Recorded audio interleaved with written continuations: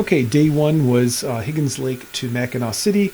Here are the bikes. They're all loaded up, ready to go. It was raining, and it slowed down around noon, so we figured we'd take a little shorter way there.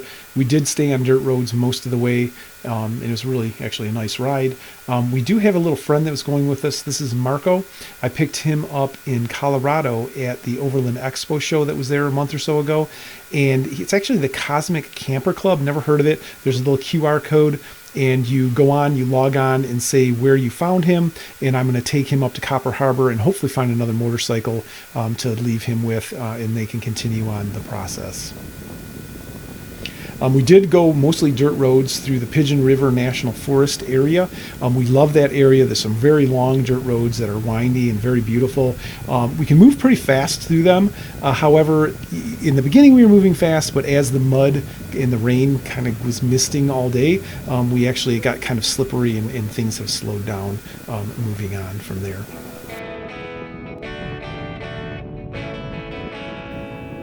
Okay, here we are pulling into Mackinac City.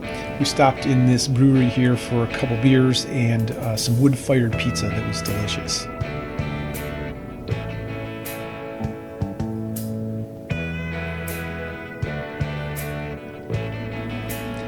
After eating, we headed back to the hotel, got some sleep, and started off the second day, which was from Mackinac City to Marquette. Not too much pavement after we went over the bridge. Right there by Miners Castle, there's a dirt road there we really like to take. That goes up, and we're pretty much on dirt most of the way to Marquette, except for the end there.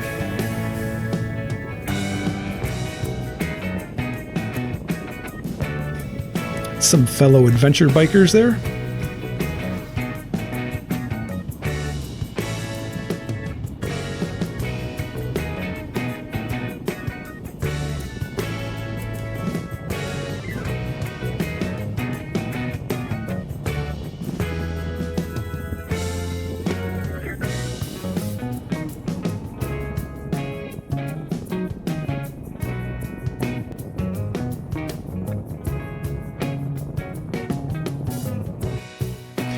Hand warmers are your friend on these cold days, inside the gloves and in the jacket.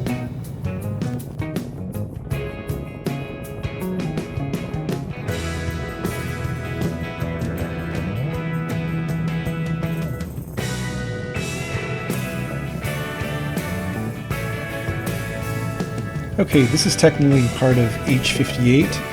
We actually got on there and went a little bit back around the corner here. It's the old part, because this is our favorite part along here. It's right along Lake Superior. The drop off, it's just beautiful with pine trees, and we stop here every time we come by here. And it's, like I said, it's one of our favorite places. So just take a look and you'll see why.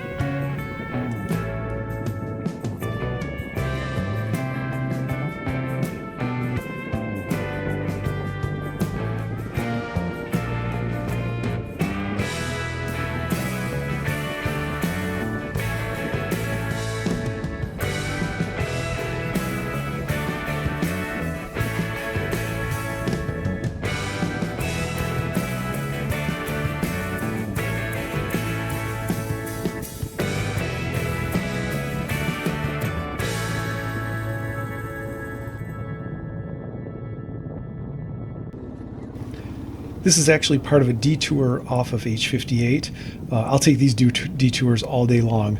It was kind of a fun little route here.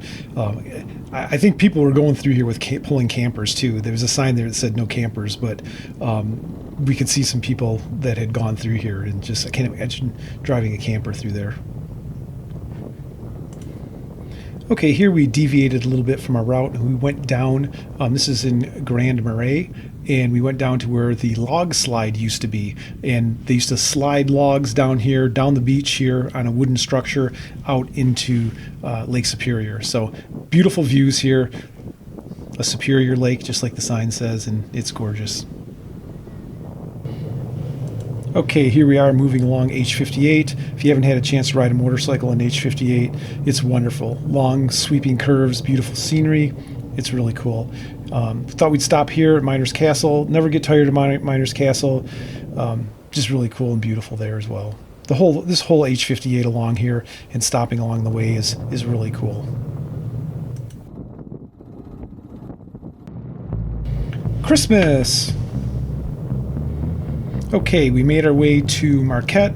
We had dinner with my friend's daughter who goes to college there. And they left the structure here, which is really cool. It's where they used to fill the cargo ships with, I guess, iron ore. I don't think copper. Copper is up more by Copper Harbor, but I don't know. It could have been both. Either one. Made it back to the hotel, caught a nice sunset.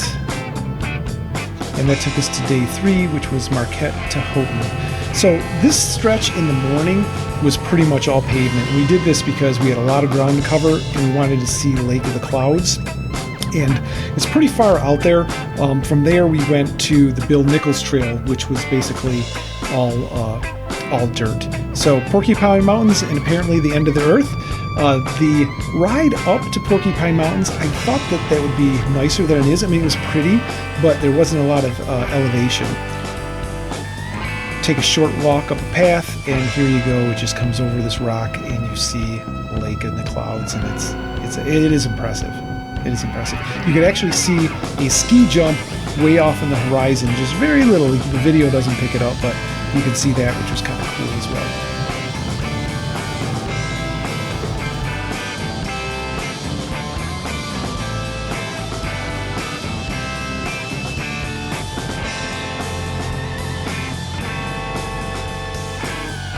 Okay, finally we were back on dirt, and we rode to Adventure Mine.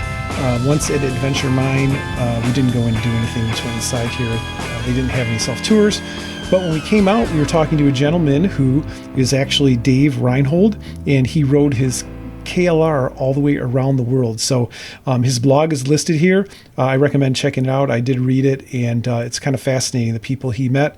We always meet fascinating people, and he's probably our most fascinating on this trip, or is the most fascinating. Check out his blog. It's interesting. He was nice enough to talk to us, and yeah, he's a pretty cool guy. I enjoyed meeting him. You inspire me. I wish that I could go around the world on my KLR. Actually, you really can. Yeah. Yeah, well, maybe I will someday, as long as I don't get too old. I was 59 or 58 when I did it. Mm-hmm. And then when I rode down the tip of South America, I had just retired and I was 65. Wow. And it took me 8 months. I was gone 8 months. That's awesome. And you have a blog? What's the blog again? What's the name of it? You have to look on it. I'll look on it and I'll put it on the screen. Awesome. Well, thank you. It's a pleasure meeting you. Yep. Okay. You can share that with anybody. Okay, sweet. Thanks. Once leaving the Adventure Mine, it was really rocky. Wasn't really worried about falling or anything like that, but I was worried about getting a flat tire.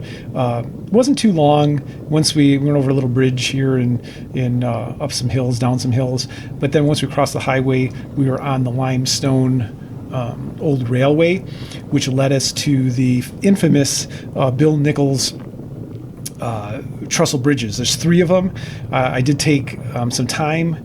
Here they are right here, and took some few shots. So enjoy this, because this is really cool to do this. Matter of fact, back in the 90s, about 1995, I'm dating myself, me and my friend here riding with me were here actually, it was 1995, and we were on snowmobiles. So haven't been here since 1995, and it didn't let down.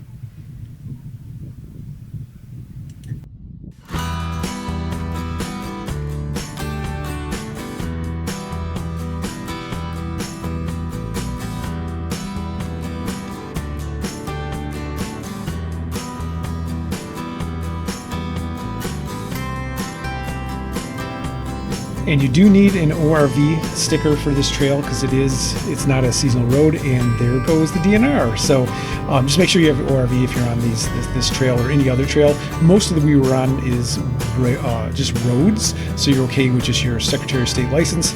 But if you're on ORV trails, specifically trails, not routes, you have to have it. So here we are. We made it to Houghton. Our hotel was actually in Hancock. We spent the night here, and then the next day we actually spent 2 days in the Hancock Hotel, and we spent the next day exploring up in the Keweenaw Peninsula. So this was a really great day. We did a lot of the ORV trails and routes up in here. The Great Lakes Dual Sport Adventure Route had a lot of those trails that we did. We checked out some mines here. We actually did a self-tour of the Delaware mine, which was kind of cool. It didn't take too long. We were here at Eagle River. They had a nice waterfall, so it was really fun just exploring this whole thing and going up Brockway Mountain and looking at Copper Harbor. You'll see that in a few minutes here, and it was just again, I can't stress enough. This was a great trip and lots of good scenery.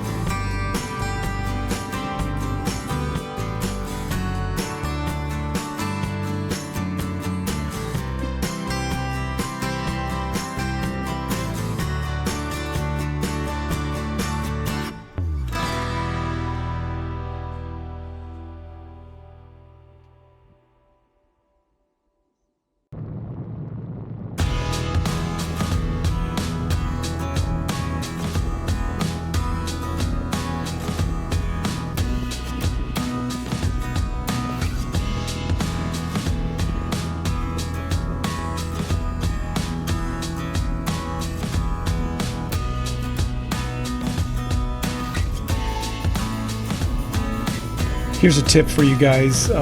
If it's cold out, wear your rain suit. It wasn't raining this day, but we discovered over the years of coming up here, put your rain suit on when it's cold, and it blocks 100% of the wind going through, and it makes a world of difference for warmth. So if you're cold, get on your rain suit. Oh, this was interesting here. So this does not look very steep, but I have the bike in neutral. You can see the green light and you'll see how fast I accelerate. It was very rocky. It was washed out. It doesn't look very much. Very exciting, but man, I was on the lip and I slid down, and you can see how fast I accelerate just in neutral. So little excitement getting down there, but looking at the video, it's really nothing. So when you watch these videos, if it looks bad, it really is, because this was fairly technical. My buddy on his CB500X, I don't think they made those for this. He definitely was bottoming out the suspension. He doesn't have knobby-ish tires, and he didn't have a problem though. He went right down the middle and just kind of flat-footed it, which I can't do that on the KLR. It's a little bit too tall, but fun times. Okay, here we are headed up Brockway Mountain to the summit. The way up wasn't as nice as the ride down. It actually would be better to come from Copper Harbor up Brockway Mountain. There's a lot more curves and it's a little bit more steep. However, no matter how you get up there, the view is still spectacular. Take a look at that.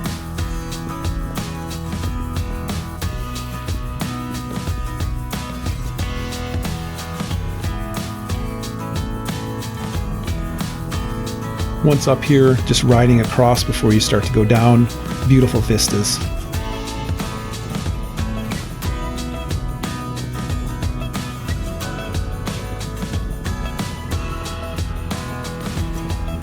Nice curves going down the hill, and another overlook looking Copper Harbor.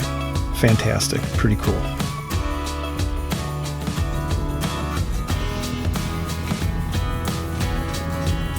From Copper Harbor, we rode north. There's an adventure route up there. There's a loop and then a little finger that goes out to the very tip of the Keweenaw Peninsula. Unfortunately, that road was closed. And you'll find that in the UP. I think we had 3 or 4 road closures this time. So just gotta expect it when you're up here.